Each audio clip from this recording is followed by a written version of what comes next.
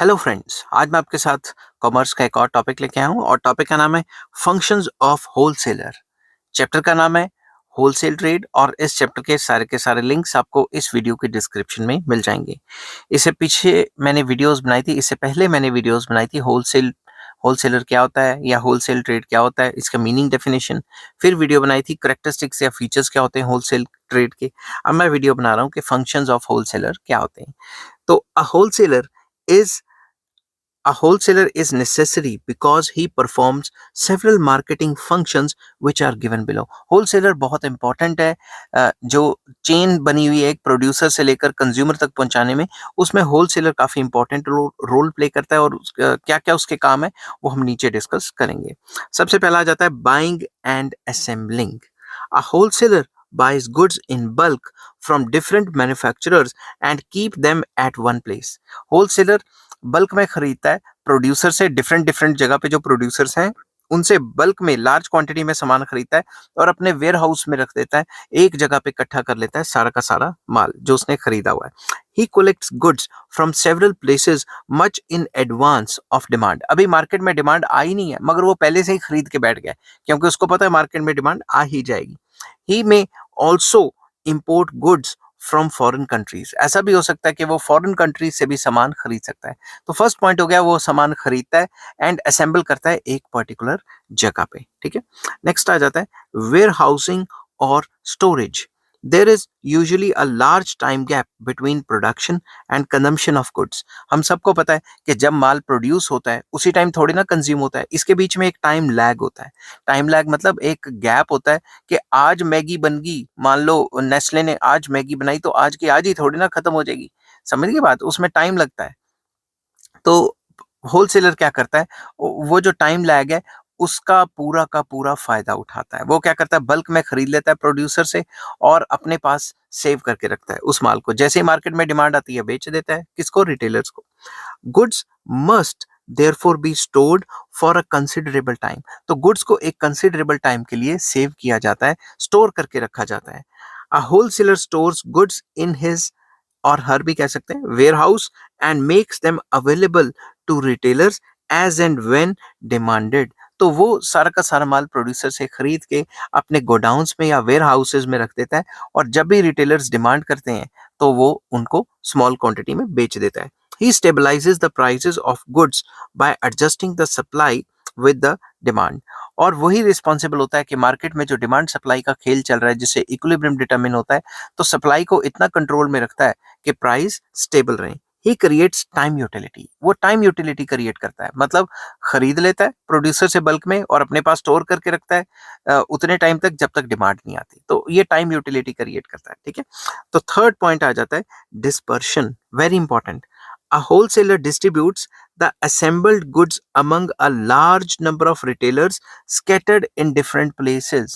For example पूरी state में दो तीन होलसेलर हैं, वो क्या कर रहे हैं, वो पूरी स्टेट में सामान पहुंचा रहे हैं, डिफरेंट रिटेलर्स को सामान पहुंचा रहे हैं। तो होलसेलर डिस्ट्रीब्यूट करता है जो भी उसने गुड्स इकट्ठे किए हैं उनको लार्ज नंबर ऑफ रिटेलर्स जो छोटे छोटे दुकानदार हैं जो अलग अलग जगह पे फैले हुए हैं वहां तक सामान उनको पहुंचाता है। ठीक है, he sells goods in small quantities according to the choice of retailers। जो भी retailers की choice है उसके हिसाब से, उनकी डिमांड के हिसाब से स्मॉल स्मॉल क्वांटिटीज उनको बेचता है।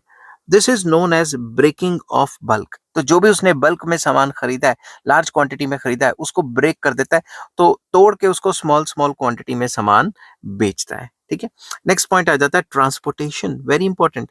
अ wholesaler arranges for a transport of goods from producers to his warehouse and from the warehouse to retailers। ये जो होलसेलर है ये अरेंज करता है सारी ट्रांसपोर्ट फैसिलिटीज। खुद के ट्रक होते हैं, खुद की वैन्स होती हैं, खुद के मिनी ट्रक्स वगैरह होते हैं जिसमें ये प्रोड्यूसर से लार्ज क्वांटिटी में सामान खरीद के लाता है और अपने वेयर हाउस में रखता है। और उन्हीं ट्रक्स या फिर जो स्मॉल ट्रक्स या मिनी ट्रक्स या फिर जो टेम्पू या ऑटो वगैरह है उनसे सामान, उनमें सामान भर के रिटेलर्स के पास पहुंचाता है, जो स्मॉल ट्रेडर्स हैं, जो छोटे छोटे दुकानदार हैं, उन तक सामान पहुंचाता है।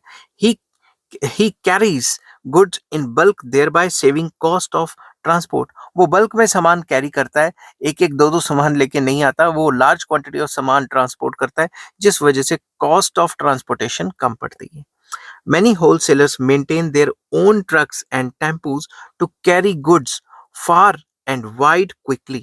तो ज्यादातर होलसेलर्स के पास अपने खुद के ट्रक्स होते हैं या टेम्पोज होते हैं जिनमें वो सामान दूर दूर से मंगवाते हैं या दूर दूर तक पहुंचाते हैं. Thus, a wholesaler adds place utility to the goods. तो इस वजह से होलसेलर प्लेस यूटिलिटी क्रिएट करता है, क्योंकि जहां पे गुड्स बनाया जा रहा है जरूरी तो नहीं है वहीं खाया जाए. तो वो क्या करता है, वहां से सामान खरीद लेता है और डिफरेंट डिफरेंट जगह पे जो है उस सामान को प्रोवाइड करवाता है रिटेलर्स को स्मॉल क्वांटिटीज में. नेक्स्ट पॉइंट आ जाता है financing. A wholesaler often provides advance money with orders to manufacturers. Manufacturers को वो पहले से एडवांस मनी दे देता है कि ये पकड़ो मेरा एडवांस, मेरा इतना सामान बनाओ. समझिए बात. ही purchases goods in bulk on cash basis from them. Producers को सारा कैश माल देके वो सामान उठा लेता है.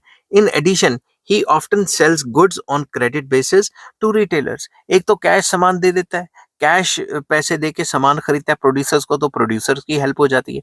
ऊपर से जो रिटेलर्स है उनको उधारी पे भी सामान बेच देता है, तो रिटेलर्स की भी हेल्प हो जाती है. In this way he provides finance to both the producers and retailers. तो प्रोड्यूसर्स और रिटेलर्स दोनों को फाइनेंस प्रोवाइड करता है और उनकी साइकिल चला के रखता है एक टाइप का, कि उनका बिजनेस ना रुकना चाहिए. ठीक है, नहीं रुकना चाहिए. नेक्स्ट आ जाता है risk bearing. A wholesaler assumes the risk of damage of goods in transit and in storage. तो होलसेलर ही बियर करता है रिस्क कि भाई अगर उसने सामान प्रोड्यूसर से खरीद लिया और अपने वेयर हाउस में रख लिया और अगर कोई नुकसान हो गया, तो मतलब सामान खराब हो गया, तो उसी का नुकसान है ना. तो पहला नुकसान तो ये है कि जब उसके जो जो उसके गोडाउन है वहां पे सामान खराब हो जाए. दूसरा रिस्क है कि वो रिटेलर को पहुंचा रहा था सामान और बीच में कोई गाड़ी का एक्सीडेंट हो गया या कुछ हो गया, तो रिस्क बियर करता है वो. He also bears the risk arising from changes in demand and bad debts. तो उसका एक और रिस्क ये भी है कि उसने सामान बल्क में खरीद लिया मगर आगे डिमांड ही नहीं क्रिएट हो रही, तो ये भी एक टाइप का रिस्क है. दूसरा बैड डेट्स, उसने किसी दुकानदार को कर्जे पे सामान दिया, दुकान ही बंद हो गई या दुकानदार भाग गया. ठीक है, तो ये भी रिस्क बियर करता है वो. He serves as the shock absorber in the distribution of goods. ये जो डिस्ट्रीब्यूशन ऑफ गुड्स की जो चेन बनी हुई है जिसमें वेरियस इंटरमीडियरीज हैं, उसमें शॉक एब्जॉर्बर का काम करता है. अगर कोई ऊपर नीचे का झटका लगता है, कोई लॉस होता है, तो वो बियर कर लेता है. नेक्स्ट आ जाता है grading and packing. Many wholesalers classify the assembled goods into different grades, pack them into small lots, and put their own trademarks or brand names. कई होलसेलर ऐसा देखा गया है कि बल्क में सामान खरीद के लाते हैं प्रोड्यूसर से और उनकी ग्रेडिंग करते हैं और उनको पैक करते हैं और अपना ब्रांड नेम चिपका के बेचते हैं. मैं एग्जांपल दे देता हूँ. फॉर एग्जाम्पल जो एप्पल ट्रेडर्स हैं, एप्पल होलसेलर्स हैं, वो एप्पल के जो बगीचे होते हैं वहां पे जाके बल्क में एप्पल जो ओनर है उससे ठेका कर लेते हैं, उससे कॉन्ट्रैक्ट कर लेते हैं कि ये इतने के सेब है हमें दे दो, वो दे देते हैं. तो वो एक जगह सेब सारे इकट्ठे करते हैं और क्वालिटी वाइज सेब अलग अलग कर देते हैं, उनको अलग अलग रेटों पे बेचते हैं और अपना ट्रेडमार्क लगा देते हैं.